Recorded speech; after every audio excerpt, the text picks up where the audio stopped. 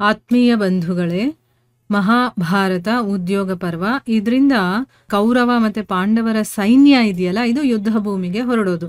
ಈ ವಿಷಯದ ಬಗ್ಗೆ ಇವತ್ತು ತಿಳ್ಕೊಳ್ಳೋಣ.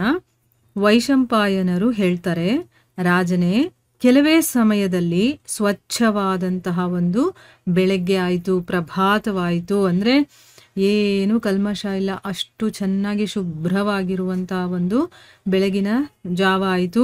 ಆಗ ದುರ್ಯೋಧನನ ಆಜ್ಞೆಯಿಂದ ಅವನ ಪಕ್ಷದ ರಾಜರು ಪಾಂಡವರ ಮೇಲೆ ಆಕ್ರಮಣವನ್ನು ಮಾಡೋದಕ್ಕೋಸ್ಕರ ಎಲ್ಲ ರೀತಿಯ ತಯಾರಿಗಳನ್ನು ನಡೆಸ್ಕೊಳ್ಳೋದಕ್ಕೆ ಶುರು ಮಾಡ್ತಾರೆ. ಅವರು ಸ್ನಾನ ಮಾಡಿ ಬಿಳಿ ವಸ್ತ್ರವನ್ನ ಮತ್ತೆ ಹಾರವನ್ನು ಧರಿಸಿ ಹವನವನ್ನ ಕೂಡ ಮಾಡ್ತಾರೆ. ಅಂದ್ರೆ ಯಾವುದೇ ಒಂದು ಒಳ್ಳೆಯ ಕೆಲಸ ಆಗಬೇಕು ಅಂತಂದ್ರೆ ಅದಕ್ಕಿಂತ ಮುಂಚೆ ಹವನಗಳನ್ನ, ಹೋಮಗಳನ್ನ ಮಾಡೋದು, ಪೂಜೆ ಪುನಸ್ಕಾರಗಳನ್ನ ಮಾಡೋದು, ಇದೆಲ್ಲ ತುಂಬಾನೇ ಒಳ್ಳೆಯದು. ಮತ್ತೆ ಅಸ್ತ್ರಶಸ್ತ್ರಗಳನ್ನ ಧರಿಸ್ಕೊಂಡು ಸ್ವಸ್ತಿ ವಾಚನವನ್ನ ಮಾಡ್ತಾ ಯುದ್ಧ ಮಾಡೋದಕ್ಕೆ ಹೋಗ್ತಾರೆ. ಪ್ರಾರಂಭದಲ್ಲಿ ಅವಂತಿ ದೇಶದ ರಾಜ ಅವಿಂದ ಮತ್ತೆ ಅನುವಿಂದ ಇದಾರಲ್ಲ, ಇವರಿಬ್ರು ಕೇಕೆಯ ದೇಶದ ರಾಜ ಮತ್ತೆ ಬಾಹ್ಲಿಕ, ಇವರೆಲ್ಲರೂ ಕೂಡ ದ್ರೋಣಾಚಾರ್ಯರ ನೇತೃತ್ವದಲ್ಲಿ ಹೊರಡ್ತಾರೆ. ಇವರು ಆದ್ಮೇಲೆ ಅಶ್ವತ್ಥಾಮ, ಭೀಷ್ಮ, ಜಯದ್ರಥ, ಗಾಂಧಾರ ರಾಜ ಶಕುನಿ, ದಕ್ಷಿಣ, ಪಶ್ಚಿಮ, ಪೂರ್ವ ಮತ್ತೆ ಉತ್ತರದ ಕಡೆಯ ರಾಜ, ಮತ್ತೆ ಪರ್ವತೀಯ ಅಂದ್ರೆ ಪರ್ವತಗಳಿರುತ್ತಲ್ಲ ಅಲ್ಲಿರುವಂತಹ ರಾಜರು, ಮತ್ತೆ ಶಕ, ಕಿರಾತ, ಯವನ, ಶಿಬಿ ಮತ್ತೆ ವಸಾತಿ ಜಾತಿಯ ರಾಜರು ತಮ್ಮ ತಮ್ಮ ಸೈನ್ಯ ಸಹಿತ ಬೇರೆ ದಳ ಮಾಡ್ಕೊಂಡು ಹೊರಡ್ತಾರೆ. ಅಂದ್ರೆ ಇಲ್ಲಿ ದುರ್ಯೋಧನನಿಗೆ ಸಹಾಯ ಮಾಡೋದಕ್ಕೋಸ್ಕರ ಎಷ್ಟೆಲ್ಲಾ ಕಡೆಯಿಂದ ರಾಜರು ಬಂದಿದ್ದಾರೆ ಅನ್ನೋದು ಇಲ್ಲಿ ನಮಗ್ ಗೊತ್ತಾಗತ್ತೆ. ಅವರ ಹಿಂದೆ ಸೇನೆಯ ಸಹಿತ ಕೃತವರ್ಮ, ತ್ರಿಗರ್ತದ ರಾಜ, ಆಮೇಲೆ ತನ್ನ ಸೋದರರನ್ನ ಒಳಗೊಂಡಂತಹ ದುರ್ಯೋಧನ, ಶಲ, ಭೂರಿಶ್ರವ, ಶಲ್ಯ ಮತ್ತೆ ಕೋಸಲ ರಾಜ ಬೃಹದ್ರಥ, ಇವರೆಲ್ಲರೂ ಕೂಡ ಆಕ್ರಮಣವನ್ನ ಮಾಡ್ತಾರೆ.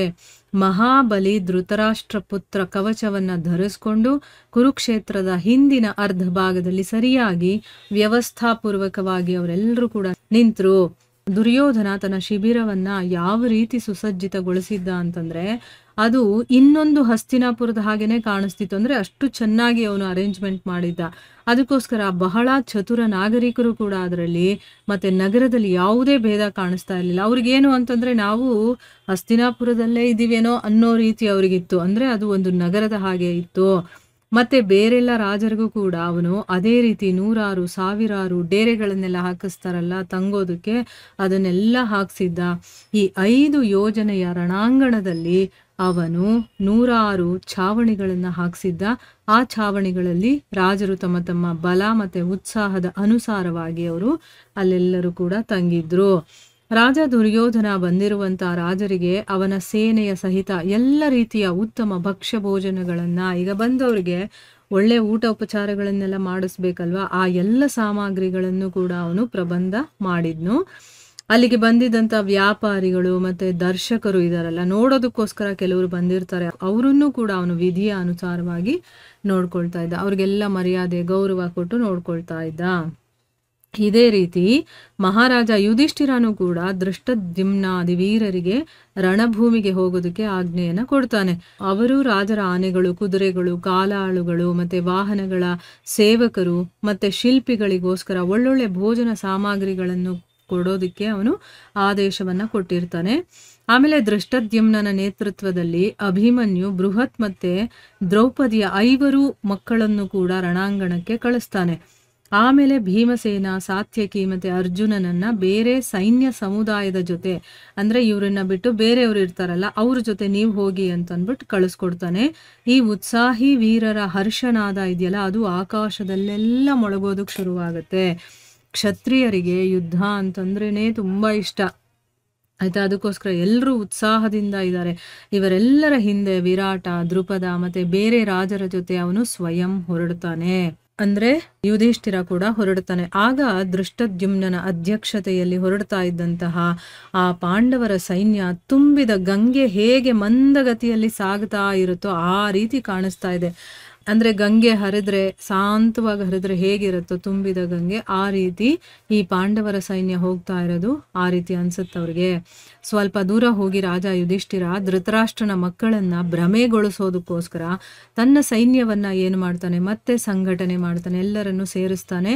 ಅವನು ದ್ರೌಪದಿಯ ಮಕ್ಕಳು ಮತ್ತೆ ಅಭಿಮನ್ಯು, ನಕುಲ, ಸಹದೇವ ಮತ್ತೆ ಸಮಸ್ತ ಪ್ರಭದ್ರಕ ವೀರರನ್ನು ಕೂಡ, ತುಂಬಾನೇ ಶಕ್ತಿಶಾಲಿ ವೀರರು ಇರ್ತಾರಲ್ಲ ಅಂತ 10,000 ಕುದುರೆ ಸವಾರರು ಇರ್ತಾರಲ್ಲ ಅವರನ್ನ, ಮತ್ತೆ 2,000 ಗಜಾರೋಹಿಗಳು ಅಂದ್ರೆ ಆನೆಗಳ ಮೇಲೆ ಕೂತ್ಕೊಂಡು ಯುದ್ಧ ಮಾಡುವಂಥವ್ರು, 10,000 ಕಾಲಾಳುಗಳು ಮತ್ತೆ 500 ರಥಿಗಳ ಜೊತೆ ಭೀಮಸೇನನ ನೇತೃತ್ವದಲ್ಲಿ ಮೊದಲ ದಳವನ್ನ ಆಗಿ ಮಾಡಿ ಅವರಿಗೆ ಹೊರಡೋದಕ್ಕೆ ಆಜ್ಞೆಯನ್ನ ಕೊಡ್ತಾನೆ. ಮೊದಲು ನೀವು ಹೋಗಿ ಅಂದ್ರೆ ಅವರಿಗೆ ಭ್ರಮೆಗೊಳಿಸ್ಬೇಕು ದಾರಿ ತಪ್ಪಿಸೋದಕ್ಕೋಸ್ಕರ.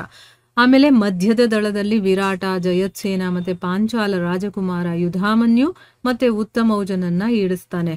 ಆಮೇಲೆ ಇದ್ರ ಹಿಂದೆನೆ ಮಧ್ಯಭಾಗದಲ್ಲಿ ಶ್ರೀಕೃಷ್ಣ ಮತ್ತೆ ಅರ್ಜುನ ಹೊರಡ್ತಾರೆ. ಇವರ ಹಿಂದೆ ಮುಂದೆ ಎಲ್ಲ ಕಡೆ 20,000 ಕುದುರೆ ಸವಾರರು, 5,000 ಗಜಾರೋಹಿಗಳು ಮತ್ತು ಅನೇಕ ರಥಿಗಳು, ಮತ್ತೆ ಕಾಲ್ನಡಿಗೆಯಲ್ಲಿ ಧನಸ್ಸು, ಖಡ್ಗ, ಗದೆ ಮತ್ತೆ ಇನ್ನು ಬೇರೆ ಬೇರೆ ರೀತಿಯ ಅಸ್ತ್ರಗಳನ್ನ ತಗೊಂಡು ಹೋಗ್ತಾ ಇದ್ರು.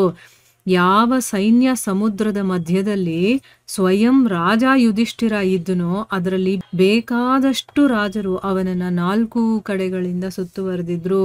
ಯಾಕೆ ಅಂತಂದ್ರೆ ರಾಜ ಸುರಕ್ಷಿತವಾಗಿರಬೇಕು ಅಲ್ವಾ, ಅದಕ್ಕೋಸ್ಕರ. ಮಹಾಬಲಿ ಸಾತ್ಯಕಿ ಕೂಡ ಲಕ್ಷಾಂತರ ರಥಗಳ ಜೊತೆ ಸೈನ್ಯವನ್ನ ಮುಂದೆ ಕರ್ಕೊಂಡು ಹೋಗ್ತಾ ಇದ್ರು.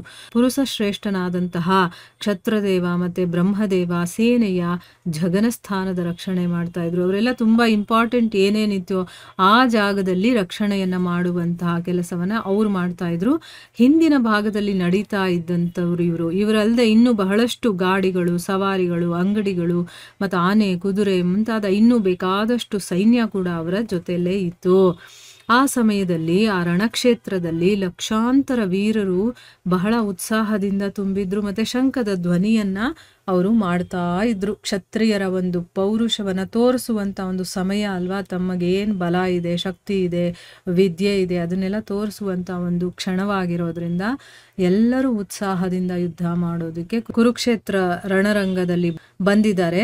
ಇಲ್ಲಿಗೆ ಉದ್ಯೋಗ ಪರ್ವ ಮುಗಿಯುತ್ತೆ. ಮುಂದಿನ ಭಾಗದಿಂದ ನಾವು ಭೀಷ್ಮ ಪರ್ವವನ್ನ ತಿಳ್ಕೊಳ್ಳೋದಕ್ಕೆ ಪ್ರಯತ್ನ ಮಾಡೋಣ. ಇಲ್ಲಿಗೆ ನಾವು ನಿಲ್ಸೋಣ. ಹರೇ ಕೃಷ್ಣ.